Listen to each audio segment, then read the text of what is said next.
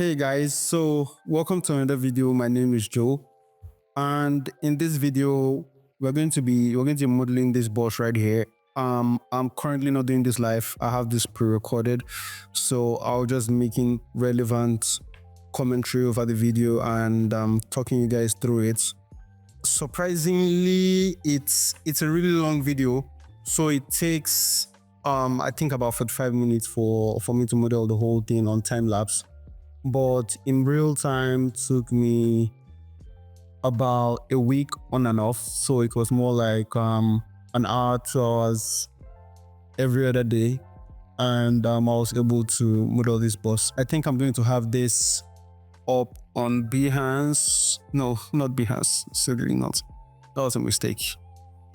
I'm going to have this up on City Trader for download. I think it's going to be free for a while, and then I'll put a price to it. But it's basically a means of transport here in Lagos, Nigeria, and it's really popular. It's popularly known as BRT in Nigeria. Surprisingly, during my research, I discovered that it's not just called BRT in Nigeria. I think it's called BRT in a lot more places. I think India, in China, it's called BRT also. So it's really crazy. I actually thought like it's only called BRT in Nigeria. So yeah, I think even the company that produces this, Scania, it's the name of the bus itself is called BRT. That's Bus Rapid Transit. So I felt like it was a Nigeria thing all along. I didn't know that it was the way it was made.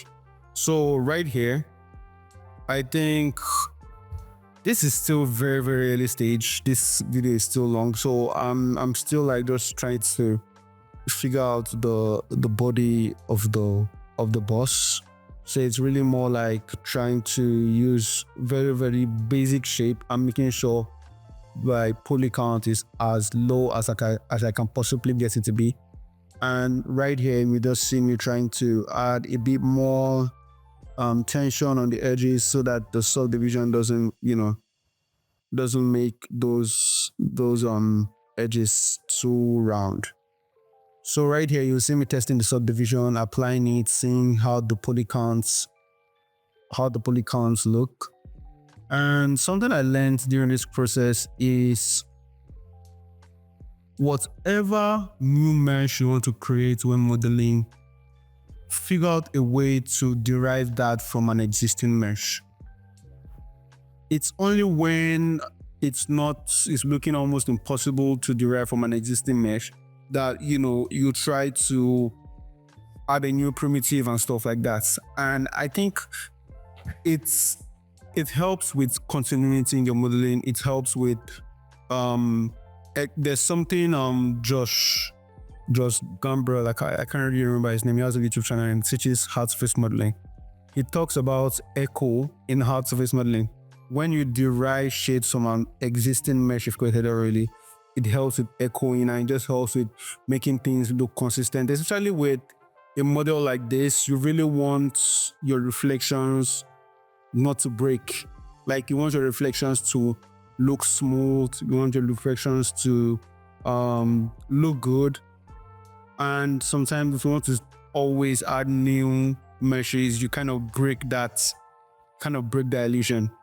When you're working on things like this, it is usually advisable to have a guide mesh. But for this, I didn't use a guide mesh because it's pretty much a flat. It's like a big rectangle, so there's no need to have a guide mesh for this. You can always be disciplined to figure out how you're going to work on it without messing up the surface. But if you're working on like organic cars, you need a guide mesh for that. I don't know how to model cars. I hope one day I'll be able to like give it the time needed to learn. But it's a really interesting modeling cars. I find modeling cars really interesting because I think firstly its difficulty is actually amazing. The fact that I know how to use Blender, but I find modeling cars really difficult, still amazes me. So I feel like there's just a skill to it and it just needs time. But when modeling cars, you always almost within the guide mesh, except of course like you're a pro, you're really good, then I don't know. So right here, I'm creating some vents. If you look at the vents in the picture by the bottom left, you would see that the vent I am creating is totally different from what's on the actual image. And that's because I tried to do it, but it was kind of lost in translation. I don't know if it held up. It didn't hold up with the render at all. It kind of looked lost. I don't know if it was the way I modeled it. But right here, you'll see that I'm just creating a basic, very, very basic instead. Just something to show that, okay, there's a space there, right?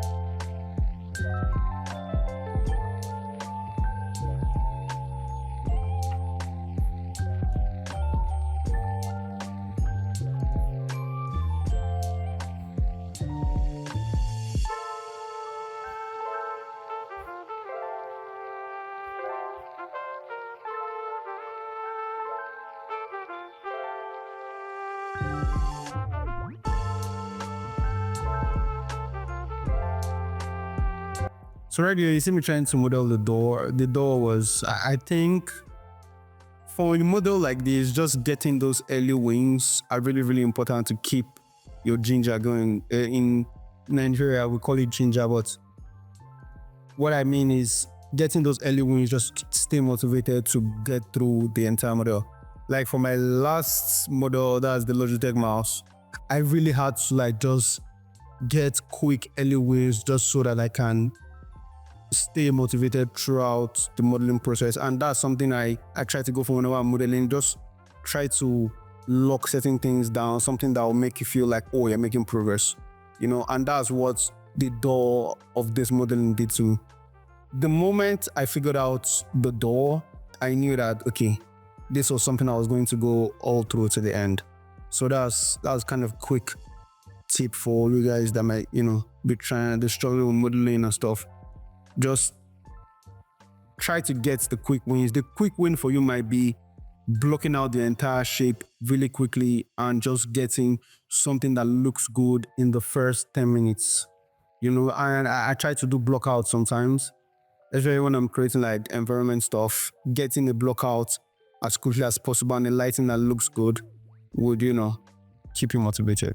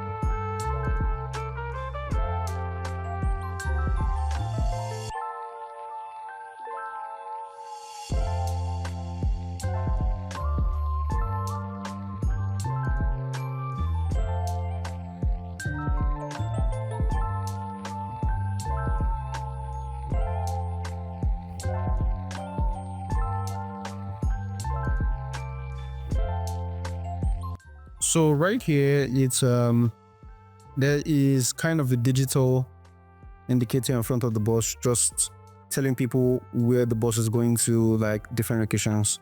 And for this, I created a space, but there was something I did. I think for the location, I had to download a font on Adobe Illustrator and just create a quick texture that I could use in that space. So I just placed it on there. You would see it in like the final render. I just used the emission part of it to create that effect, and I think it works really fine. The only thing that might be an issue there is for the Nigerians that would want to look really, really close. You will see that I spelled that as not Ojole, but if you look really closely, you see that it's not Ojole, but it's actually something else. But let's just get on with the video.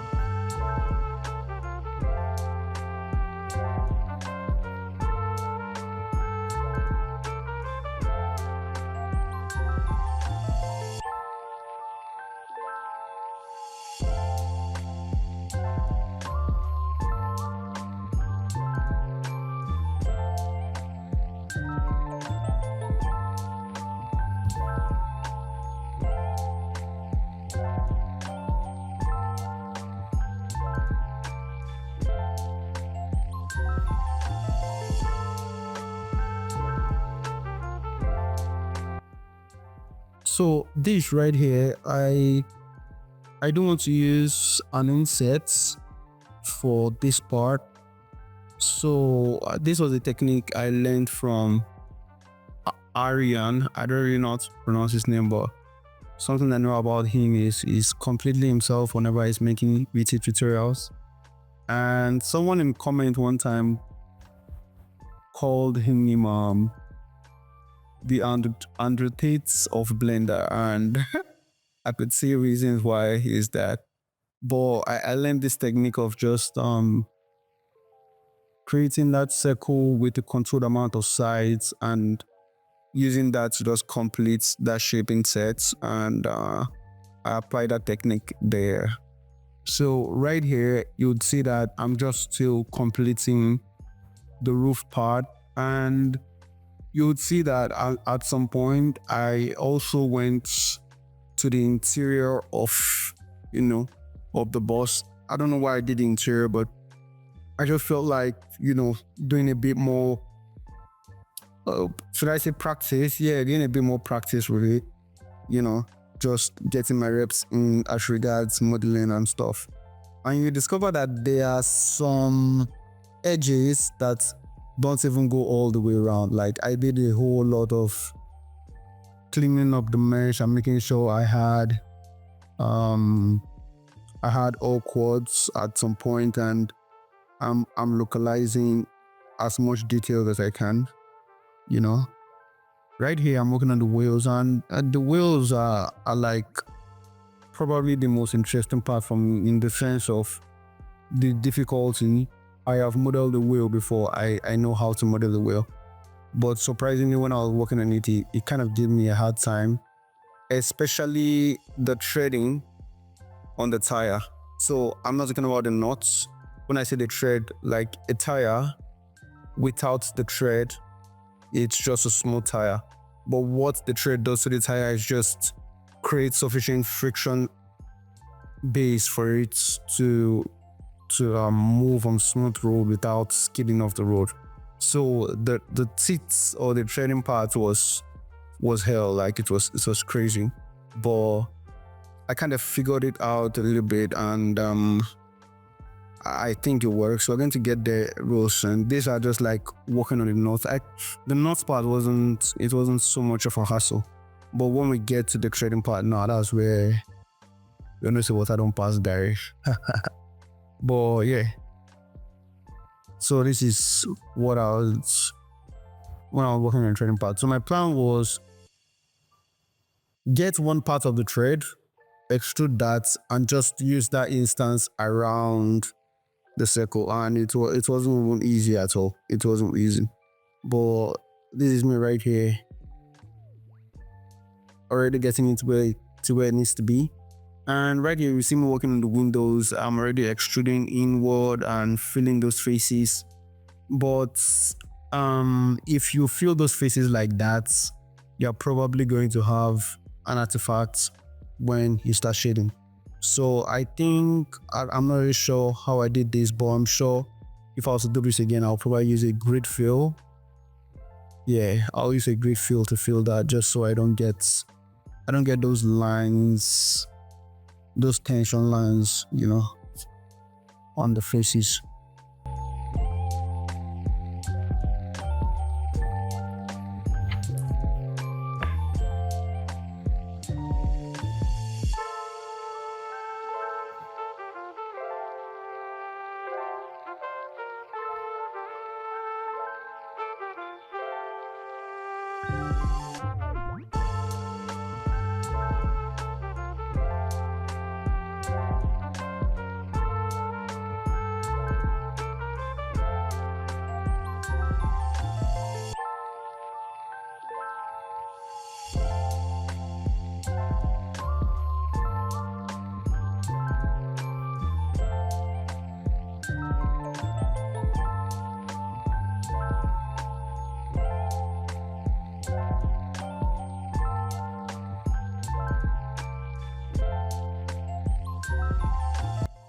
So right here, I started the interior, and I must I must confess, I think I took like a 2 days break if I started the interior because I needed to prepare myself mentally for the tasks ahead for the interior.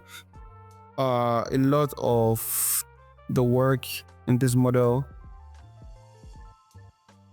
or a lot of the difficult part in this model, is the interior actually, because you really need to get the skill and the proportion of all of these things, like from the pole to the grip that you need to hold if you're standing in a bus, to the chairs, to the platform. All those things need to be laid on top. Like it was a lot. But funny enough, in hindsight, I felt like this was the most exciting part because there were just a lot of uncertainties with me working on it. Like I didn't know how it was going to go. Like for the body part, I pretty much already had a mental image in my head of how I was going to tackle that. But for the interior, I really went in blindly and just hoped that, it was going to come out well. And I think it did. Right here, you just see me working on the joints and the poles and just the framework of the interior of the bus. And I really can't wait for you guys to see. So there's a driving part in the bus. That's the driver's part of the bus. And in the driving part, apart from the steering wheel, there is a dashboard that looks like, I think where I see those kind of dashboards are whenever I look at Star Wars imagery, Star Wars ships, spaceships, they were just like a lot of dials, a lot of screws, a lot of like switches and stuff. So it was really complex to model, but I think I got it on this one. So if you want to catch that, it's somewhere in front, but I implore you to just stay the course. Like you would see it to get to that point, and you see me trying to figure it out.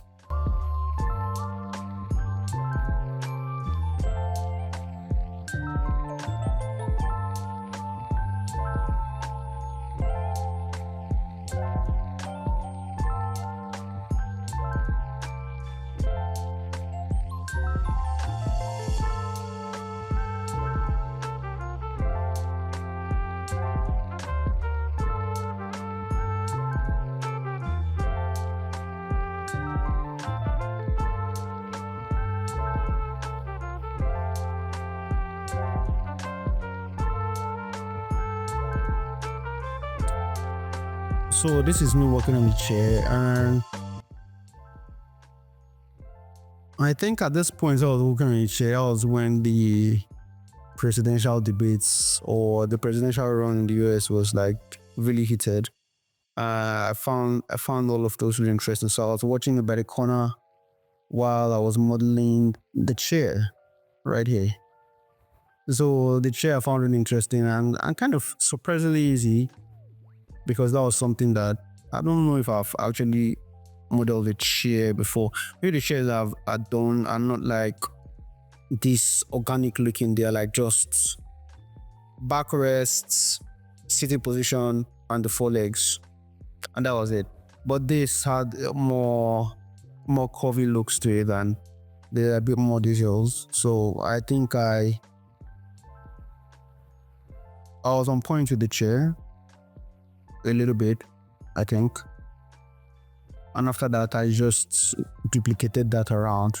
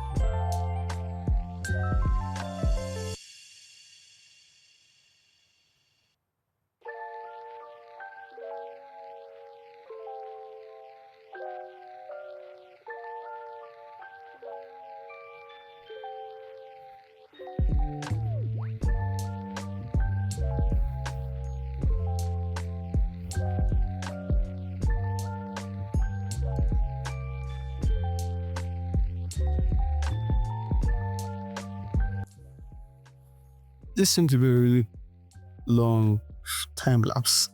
I think that's what time lapses are for. Like, time lapses are to make things fast and straight to the point, but I wonder why time lapse is like 45 minutes long. That's crazy.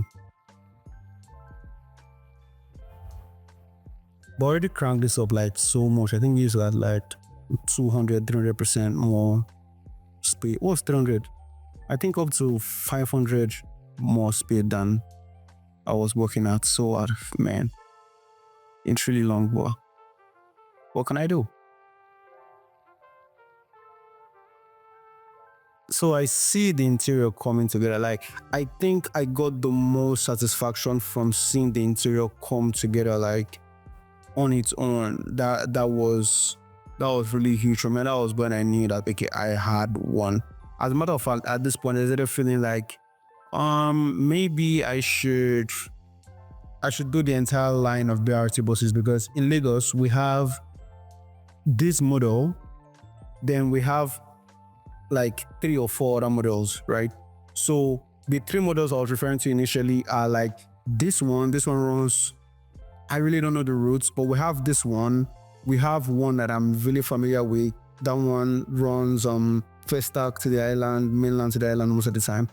That's like a red body bus, but there's a little less sophistication on the inside of that one. And there's one more that I really love the outside design. I think I'm really trying to model that one and put it out as a model on City Trader for sale. I love the design because it's aerodynamic. I don't know where I can get that, but it's blue and whitish. Like, I wouldn't say blue, it's like a cyan color and whitish.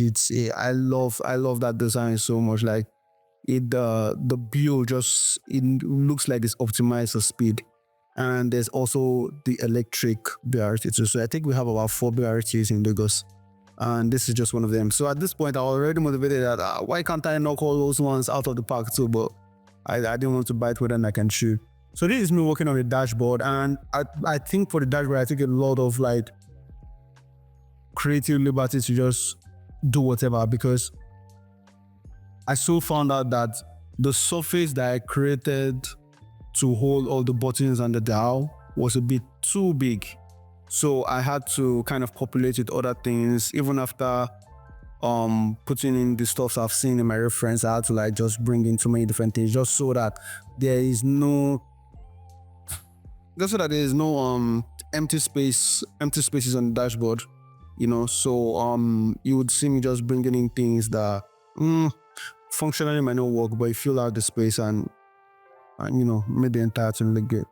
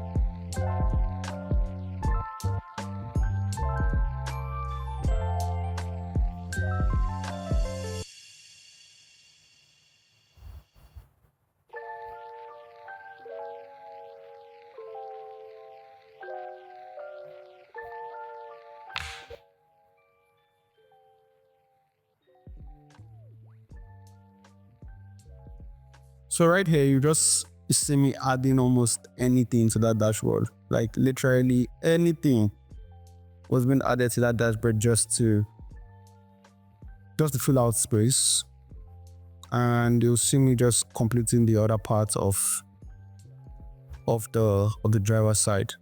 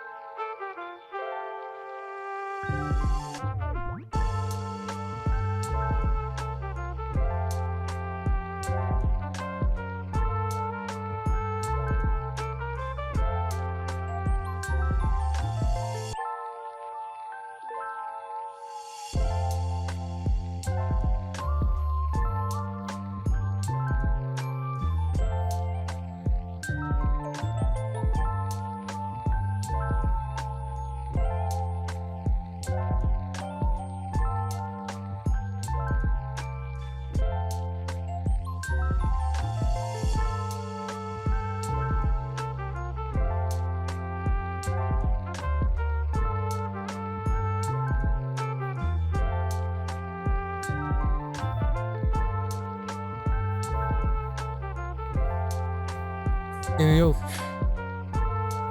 No. Yeah.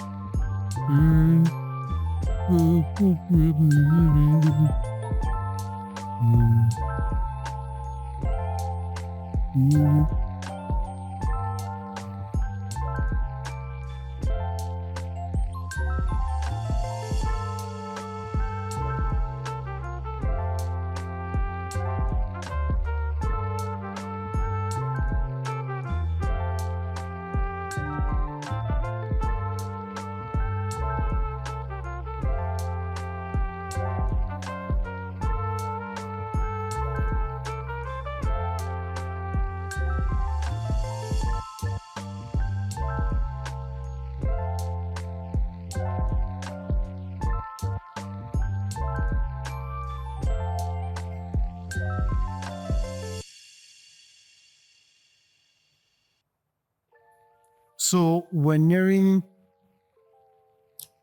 to end of this. I think right now I'm just going into modeling. No, not into modeling, into texturing.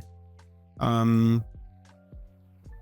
think this was the most satisfying stage. I don't know if I've said this before, but this was really satisfying in the sense of you've done the hard work already. You're just putting, of kind of sprinkling some icing on the cake, and I'm making everything look good. But it also had, I had a little bit of fear in this part, because my fear was hope when I now start texturing it to start looking like another thing. Because my hope with the texturing was that when I start texturing, it begins to take shape, like it begins to look like what I see when I'm in Lagos traffic and all of those stuff.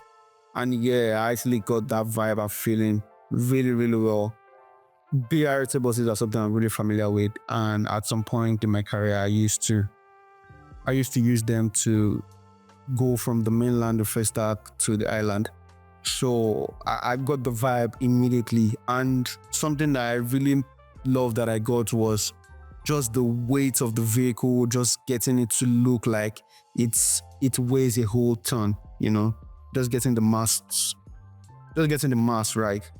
And yeah, I think I have that all of that thing down working. And I don't know, I think I missed something here, the other model, so I just quickly cut that one out. I think at the end of the video, I should show some final shots and renders that I've been able to get from this.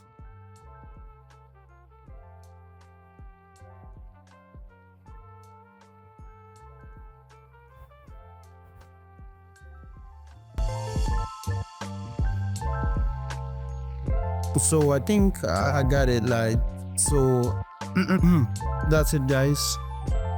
So long, and I'll see you in the next one. Peace.